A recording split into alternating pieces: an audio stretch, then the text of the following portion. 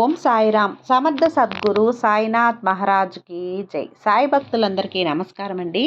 మన బాబాగారి దయ వల్ల మనందరం బాగుండాలి, సంతోషంగా ఉండాలి అని చెప్పి మనస్ఫూర్తిగా కోరుకుంటూ ఈరోజుటి వీడియో స్టార్ట్ చేస్తున్నాను ఫ్రెండ్స్. ఇక ఈరోజు వీడియోలో బాబాగారు ఏం చెప్తున్నారు అంటే, తల్లి, ₹1,00,00,000 సందేశాన్ని నీకు అందించబోతున్నాను. నేరుగా షిరిడీ నివాసం నుంచి నీకు అందిస్తున్నాను. ఇది విన్నా 24 గంటల్లో నీకు 50 లక్షలు అందుకునేలా చేస్తాను. విన్న 1 గంటలోనే నీకు అద్భుతం జరిగేలా చేస్తాను బిడ్డ. తల్లి, నా మాట నమ్మి నువ్వు నన్ను చివరి వరకు వింటే గనక నీ జీవితంలోనే ఒక అద్భుతాన్ని నువ్వు చూస్తావు అని చెప్పి బాబాగారు అయితే మనకు ఒక మంచి సందేశాన్ని తీసుకొచ్చేస్తారండి. ఆ సందేశం ఏంటి, ఆ సందేశం రూపంలో బాబాగారు మనతో ఏం చెప్పబోతున్నారు అనేది ఆయన మాటల్లోనే విందాం. అలా వినే ముందు కొత్తగా కనుక మన ఛానల్లో ఎవరైనా వీడియో చూస్తూ ఉన్నట్లయితే ప్లీజ్ సబ్స్క్రైబ్ చేసుకోండి ఫ్రెండ్స్. కొంచెం సపోర్ట్ చేయండి. అలాగే లైక్ చేసి, షేర్ చేసి, కామెంట్ చేయండి. ఇక వీడియోలోకి వెళ్ళే ముందుగా, మనకు తెలిసిన గురువుగారండి, షిరిడీ సాయిబాబా ఆశీస్సులతో జ్యోతిష్యం చెప్తున్నారు గురూజీ సుబ్రహ్మణ్యం రాజు గారు. నెంబర్ 1 వశీకరణ స్పెషలిస్ట్. వీరి మొబైల్ నెంబర్ 9908224144. ఎలాంటి ప్రాబ్లం ఉన్నా సరే కేవలం ఫోన్ ద్వారా పూజలు చేసి పరిష్కరించేస్తారు. నేరుగా వెళ్లాల్సిన పని లేదు. పర్సనల్గా మీట్ అవ్వాల్సిన అవసరం కూడా లేదు. ఉన్న చోటనే కదలకుండా, మూడో కంటికి తెలియకుండా మీ మొండి సమస్యలను సైతం మీరు పరిష్కరించుకోవచ్చు. ప్రేమ, పెళ్లి, ఉద్యోగం, రాజకీయం, విదేశీ ప్రయాణం, ధనం నిలకడగా లేకపోవటం, భార్యాభర్తల మధ్య గొడవలు, ఆస్తి తగాదాలు, అప్పుల బాధలు, స్త్రీలు పురుషులు ఎటువంటి గుప్త సమస్యలున్నా సరే నెంబర్ 1 వశీకరణ స్పెషలిస్ట్. మీ మీద, మీ ఇంటి మీద చెడు ప్రయోగం జరిగినా, చేసి ఉన్నా కూడా నరదృష్టి, నరగోష్ట, సంతాన సమస్యలు, భార్యాభర్తల మధ్య, లవర్స్ మధ్య అనుమానాలున్నా, అపార్థాలున్నా, థర్డ్ పర్సన్ ఉన్నా సరే, అత్తాకోడళ్ళ మధ్య సఖ్యత లేకపోయినా ప్రతి ఒక్క ప్రాబ్లంకి చక్కటి సొల్యూషన్ ఇస్తున్నారండి. మీ వివరాలన్నీ కూడా సేఫ్ అండ్ సెక్యూర్గా ఉంచుతారు. మీకే కాదు, దేశ విదేశాల్లో ఉన్నవారు ఎలాంటి ప్రాబ్లమ్స్నైనా సరే పరిష్కరించుకుంటున్నారు. ఎంతోమంది విదేశాల్లో ఉన్నటువంటి వారు, దిక్కుతోచని పరిస్థితుల్లో అయోమయ స్థితిలో ఉన్నవారు ఇప్పుడు గురువుగారికి కాల్ చేసి వాళ్ళ ప్రాబ్లమ్స్ని సాల్వ్ చేసుకొని ఈరోజు హ్యాపీగా లైఫ్ లీడ్ చేస్తూ చాలా సంతోషంగా ఉన్నారు. కాబట్టే స్క్రీన్ మీద ఉన్నటువంటి నెంబర్కి ఒకసారి కాల్ చేయండి. మీ ప్రాబ్లంని గురువుగారితో పంచుకోండి. ఖచ్చితంగా గురువుగారు మీ ప్రాబ్లంకి సొల్యూషన్ చూపిస్తారు. తల్లి, నీ జీవితంలో ప్రతి అడుగుకి కూడా డబ్బు చాలా అవసరం. ధనం మూలం ఇదం జగత్ అని చెప్పి అనుకుంటూ ఉంటారు కదా. మనిషి లేచిన దగ్గర నుంచి ఎన్నో రకాలైన పనులను చేస్తూ ఉంటారు. కానీ ఎక్కువ శాతం మనిషి డబ్బు కోసం శ్రమిస్తూ ఉంటాడు. డబ్బు నీ జీవితానికి ఎంత అవసరమో నాకు బాగా తెలుసు. ప్రతి మనిషి జీవితంలో ముందడుగు వెయ్యాలన్నా, నచ్చినవి కొనుక్కోవాలి అన్నా, ప్రశాంతమైన జీవితాన్ని అనుభవించాలన్నా, కానీ ఏదైనా అనారోగ్య సమస్యలు వచ్చినా, పిల్లల భవిష్యత్తు బాగుండాలి అన్నా, ప్రతి దానికి డబ్బు చాలా అవసరం అమ్మా.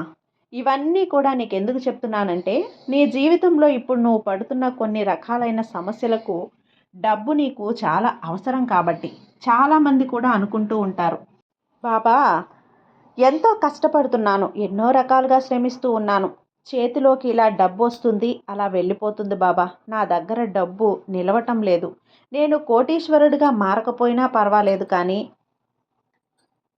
నేను కనీసం నన్ను లక్షాధికారిగానైనా మార్చు. నేను వచ్చిన రూపాయిని పొదుపు చేసుకోవాలని చెప్పి అనుకుంటున్నాను, కానీ నా దగ్గర రూపాయి కూడా అస్సలు ఆగడం లేదు.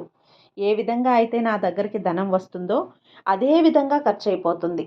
రావడానికి కష్టపడుతున్నాను, కానీ అది ఖర్చు అయిపోవటానికి ఏ కష్టం లేకుండానే ఖర్చు అయిపోతుంది బాబా. నా దగ్గర డబ్బు ఉండాలి, ఎందుకంటే డబ్బు ఉంటేనే నా అవసరాలను నేను తీర్చుకోగలను. నలుగురిలో నాకంటూ ఒక గుర్తింపు వస్తుంది. అనారోగ్య సమస్యలకు నాకు డబ్బు ముఖ్యం. నా బిడ్డల భవిష్యత్తుకు నాకు డబ్బు ముఖ్యం అని చెప్పి నీ మనసులో ఎన్నో రకాలుగా అనుకుంటూ ఉన్నావు కదా తల్లి. పేదవాడు ఎప్పుడూ కూడా ఒక మాట అంటూ ఉంటాడు, కోటీశ్వరులుగా వాళ్ళు మారారు అంటే గనక ధనవంతులను చూసి పేదవారు ఈ విధంగా అనుకుంటూ ఉంటారు. కోటీశ్వరులుగా మారారు అంటే ఎంతమంది కడుపులు కొట్టారో, ఎన్ని అవినీతి పనులు చేశారో, ఏ రకంగా వారికి డబ్బు వచ్చిందో మాకు బాగా తెలుసు అని చెప్పి కొంతమంది పేదవారు ధనవంతులను చూసి వారిపై ఈ విధంగా నిందలు వేస్తూ ఉంటారు. కొంతమంది పేదవారు అరెరే, పేదరికానికి తన బాధే కారణం అని చెప్పి, తన బిడ్డలే కారణం అని చెప్పి, తన తల్లిదండ్రులే కారణం అని చెప్పి, తన కుటుంబమే కారణం అని చెప్పి, నేను ఇటువంటి కుటుంబంలో పుట్టాను కాబట్టే నాకు ఇటువంటి పరిస్థితి వచ్చింది, ఇటువంటి పేద కుటుంబంలో ఉన్న నేను, నాకు ఎటువంటి స్థిరాస్తులు లేవు, నేను నలుగురిలో డబ్బున్న వాడిలా ఎలా పేరు తెచ్చుకోగలను, డబ్బు ఉన్నవాడిలా ఎలా గుర్తింపు పొందగలను అని చెప్పి ప్రతి పేదవాడు కూడా ఇక్కడ ప్రతిదీ కూడా కొంతమంది పేదవారు ఆలోచిస్తూ ఉంటారు. వారి యొక్క పేదరికానికి అందరినీ కూడా బాధ్యతగా నిందిస్తూ ఉంటారు. కానీ ఎప్పుడైనా కానీ అలా నిందించడమే ప్రథమ కారణం పేదవాడు అవ్వడానికి. ఎందుకంటే ఒకరు పేదవారిగా మిగిలిపోయారు అంటే దానికి కారణం వారి భార్య కాదు, బిడ్డలు కాదు, తల్లిదండ్రులు కాదు, కేవలం అతని తెలివితేటలు లేకపోవటం, డబ్బు సంపాదించడం చేత కాకపోవటం, వచ్చిన ధనాన్ని నిలుపుకునే ప్రయత్నం చేయకపోవటం, అతని వల్ల సోమరితనం, అతని యొక్క దురలవాట్లు, ఎన్నో రకాలుగా ఉన్నవాడిలా ఎలా పేరు తెచ్చుకోగలను, డబ్బు ఉన్నవాడిలా ఎలా గుర్తింపు పొందగలను అని బిడ్డల దగ్గర కానీ పేదవాడు కూడా తల్లిదండ్రుల దగ్గర ప్రతిదీ కూడా కొంతమంది పేదవారు ఆలోచిస్తూ ఉంటారు. వారి యొక్క పేదరికానికి అందరినీ కూడా బాధ్యతగా నిందిస్తూ ఉంటారని.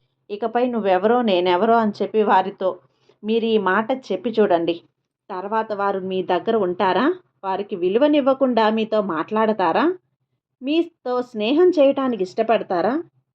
మీతో ఉండటానికి అస్సలు శ్రద్ధను చూపించగలుగుతారా? లేదు కదా. అదే డబ్బు కూడా అలాగే అన్నమాట. డబ్బు ఉన్నప్పుడు విలువనివ్వకుండా, దానికి ఒక ప్రత్యేకమైన గుర్తింపునివ్వకుండా, దానిని మీతో నిలుపుకునే ప్రయత్నం చేయకుండా, మీరు ఎన్ని రకాలుగా ఎంత ప్రయత్నించినా కూడా మీరు విలువ ఇవ్వలేదని కాబట్టి మీ దగ్గర డబ్బు అనేది నిలవడం కష్టమని గుర్తుపెట్టుకోండి. మనిషి ఎప్పుడైనా కానీ ఆర్థికంగా స్థిరంగా ఉండాలి. ఎందుకంటే ప్రతి మనిషి కూడా వారి యొక్క స్థిరత్వాన్ని పోగొట్టుకొని చుట్టుపక్కల జనాల్ని చూసి లేనిపోని ఆకర్షణలకు గురై వారి దగ్గర డబ్బుని ఖర్చు చేసుకుంటూ ఉంటారు. కానీ ఏ మనిషి అయితే స్థిరంగా ఏదైనా కొనుక్కోవాలి అనిపించినా కూడా, ఏదైనా ఒక రూపాయి ఖర్చు చేయాలి అనిపించినా, ఏదైనా ఒక వస్తువు వారికి ఉపయోగపడుతుంది అని అనిపించినా, దాన్ని తీసుకోవాలి అని చెప్పి ఆలోచన చేసినా కూడా ఇది మనకి ఎంతవరకు ఉపయోగపడుతుంది, దీన్ని కొనడం వల్ల ఎంతవరకు ఉపయోగించుకోవచ్చు, దీన్ని కొనడం వల్ల ఎంతవరకు మనకు నష్టమా లాభమా, ఇది లేకుంటే ఎన్ని సంవత్సరాలు ఉండలేమా, కానీ ఇన్ని ప్రశ్నలు వేసుకొని ఆ వస్తువును కొనే ప్రయత్నం చేయాలి. అది అవసరం లేకపోతే దానిని వదిలిపెట్టేయాలి. కానీ అవసరం ఉన్నా లేకపోయినా నలుగురి దగ్గర ఉంది కదా, నా దగ్గర కూడా ఉండి తీరాలి అని చెప్పి తీసుకుంటే ఖచ్చితంగా నువ్వు అనవసరంగా ధనాన్ని ఖర్చు చేసినట్లు అవుతుంది. కాబట్టి ఈ ఒక్క విషయాన్ని గుర్తుపెట్టుకో. ఎప్పుడైనా కానీ ధనం శక్తి లాంటిది. ఆ శక్తి మనం ఒక శక్తిగా మార్చుకొని వాడుకోవాలి తప్ప దాన్ని నిర్లక్ష్యంగా అశక్తిగా దాన్ని ఎప్పుడూ నువ్వు ఖర్చు చేయకూడదు. అలా ఖర్చు చేసినట్లయితే నీ దగ్గర లక్ష్మీదేవి నిలబడదు. తల్లి, ఎప్పుడైనా కానీ ధనం అనేది నువ్వు ఎంత జాగ్రత్తగా పెట్టుకుంటే, దానికి నువ్వు ఎంత విలువనిచ్చుకోగలిగితే, దానిని నువ్వు ఎంత ప్రేమగా చూసుకోగలిగితే నీ దగ్గర అది అంత చక్కగా ఉండే ప్రయత్నం చేస్తుంది. ప్రతి మనిషి కూడా జీవితంలో కొన్ని కొన్ని కష్టాలను చూస్తారు, కొన్ని బాధల్ని చూస్తారు, కొన్ని ఒడిదుడుకుల్ని చూస్తారు. ఆ ఒడిదుడుకులు వచ్చినప్పుడు, ఆ కష్టాలు వచ్చినప్పుడు వాటి నుంచి ఏ విధమైన ప్రయత్నం చేసుకొని తప్పించుకోవాలి, ఏ కష్టానికి ఎటువంటి ఆలోచన చేసి ఆ కష్టం నుంచి బయటపడాలి అని ఈ విధమైన ఆలోచన చేసి మనిషి కష్టాన్ని నుంచి బయటపడే ప్రయత్నం చేయాలి తప్ప ఎప్పుడైనా కానీ కష్టాన్ని చూసి భయపడకూడదు. ఎప్పుడైనా కానీ గెలవాలి అని చెప్పి ఒక ఆట ఆడాలి, ఓడిపోకుండా ఉండడానికి కాదు, ఆట ఆడేదానికి. ఈ విషయాన్ని గుర్తుంచుకో. ఉదాహరణకి ఒక తీవ్రమైన జబ్బు పడిన వ్యక్తి ఉన్నాడు మరొక ధనవంతుడి దగ్గర. అంటే మరొక వ్యక్తి ధనవంతుడు కాదు, మరొక వ్యక్తి ఆ దగ్గర ఆ యొక్క జబ్బుకు తగిన మందు ఉంది. ఆ మందు నా దగ్గర ఉంది అని చెప్పి అతను ప్రచారం చేసుకున్నప్పుడే కదా ఈ జబ్బుకి అతని దగ్గర మందు ఉంది అని చెప్పి అతను కొనుక్కోవడానికి వెళ్తాడు, ఇతని జబ్బుని నయం చేసుకుంటాడు. ఇతను నలుగురికి వెళ్ళి చెప్తాడు, వాళ్ళ జబ్బును కూడా వాళ్ళు నయం చేసుకోవటానికి అతని దగ్గరికి వస్తారు. అప్పుడు అతని దగ్గర మందు అనేది సేల్ అవుతుంది.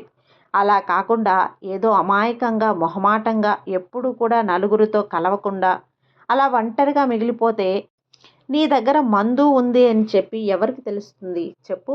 ఎప్పుడైనా కానీ మనిషి కొన్ని కొన్ని విషయాలను ప్రచారం చేసుకోవాలి. అలా ప్రచారం చేసుకున్నప్పుడే వాటికంటూ ఒక గుర్తింపు అనేది వస్తుంది. ఎప్పుడైనా కానీ ధనవంతుడిని గమనించి ఉన్నట్లయితే ధనవంతుడు ఎప్పుడూ కూడా మీ సమస్యల కంటే పెద్దవిగా ఉంటాడు.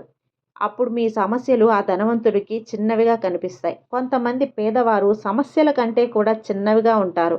అప్పుడు ఆ సమస్యలు అనేవి వారికి పెద్దవిగా కనిపిస్తుంటాయి. అలా వారు చూసే దృష్టిని బట్టి ఉంటుంది. చూసే దృష్టిలో కూడా మార్పు వచ్చినప్పుడే మన బ్రతుకులలో కూడా మార్పు వస్తుంది అన్న విషయం గుర్తుంచుకో బిడ్డ. ఇవన్నీ కూడా నీ జీవితంలో కొన్ని కొన్ని నువ్వు నేర్చుకోవాలి, అలవాటు చేసుకోవాలి. కొన్ని వాటిని దగ్గర నువ్వు మారాలి. అలా మారినప్పుడే నీ జీవితంలో ఉన్న దరిద్రాలన్నీ కూడా వెళ్ళిపోయి నీకంటూ ఒక ప్రత్యేకమైన గుర్తింపు స్థాయి అనేది ఏర్పడుతుంది. ఎప్పుడైనా కానీ నువ్వు చేసిన పనికి 100% నువ్వు న్యాయాన్ని చేయాలి. 7 రోజులు వారానికి ఉంటే ఆ వారంలో 7 రోజులు కష్టపడే ప్రయత్నం చెయ్యి. కొన్ని సంతోషాల్ని త్యాగం చెయ్యి. కొంచెం ఎక్కువగా కష్టపడాలి. కొన్ని కొన్ని మనలా బతుకులను బాగు చేసుకోవటానికి కొన్ని ఆనందాలకు, కొన్ని సంతోషాలకు దూరంగా ఉన్నప్పుడే మన జీవితాల్లో కొంత మార్పు అనేది వస్తుందమ్మా. అలా ఉంటేనే జీవితాలు బాగుపడతాయి. కాబట్టి నీ సాయి చెప్పిన ఈ దారిలో నడువు. ఈ పద్ధతులన్నీ పాటించు. ఈ పనులన్నీ చెయ్యి. ఇదే విధంగా జీవించు. నీ జీవితం అనేది చాలా ఆనందంగా ఉంటుంది. బాబా మీద నమ్మకంతో చెయ్యమ్మా, నీకు అంతా మంచే జరుగుతుంది. నీ సాయి నీకు తోడుండగా నీకు భయం ఎందుకు చెప్పు? సర్వే జన సుఖినో భవంతు. జై సాయిరామ్.